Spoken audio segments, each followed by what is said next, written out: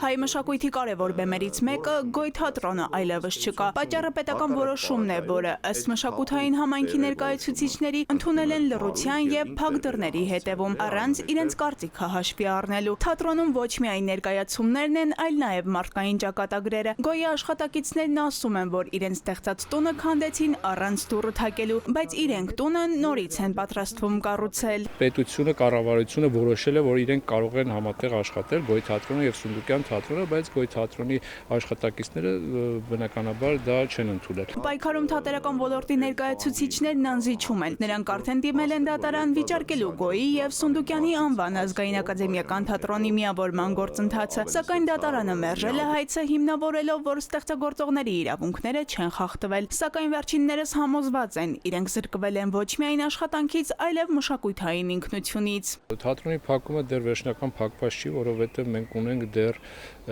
բողոքարկելու իրավունք եւ մենք մեր իրավունքից կօգտվենք։ Պայքարը բացարձակ ներկա պահին իրավական կողմով է, որովհետև մնացած մարդկային ոչ մի,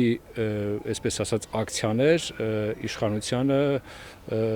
չի հետաքրքրում։ Հայցվոր կողմը պնդում է, թատրոնի վերակազմակերպումն իրականացվում է առանց մասնագիտական համայնքի հետ երկխոսության։ 35 աշխատակիցներ կարծում են, որ դատանի այս որոշմամբ անտեսվում է ստեղծագործողների ձայնն ու դերը։ Խախտումները բազմաթիվ են, մենք հայցադիմով ներկայացրել ենք եւ ըստ էության խախտումները,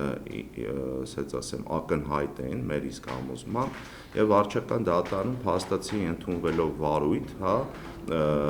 ի զարմանս մեզ քննություն առնվեց, սակայն որևէ խախտման անդրադարձ չի կատարվել։ Չնայած երկար պայքարից, նախաձեռնված բողոքի ակցիաներից հետո թատրոնը լուծարվեց, սակայն համայնքը չի հանդարտվում։ Ասում են, պայքարելու ենք մինչև վերջ։ Պատրաստում են դատանի որոշումը նախ բողոքարկել ներպետական այցյաններում։ Միևնույն ժամանակ քննարկում են միջազգային այցյաններին դիմելու հնարավորությունները, ներառյալ մարդու իրավունքների եվրոպական դատարան։ Քանի դեռ չեն սպառվել Հայաստանում դիմելու դատարաններ, բողոքարկելու, մենք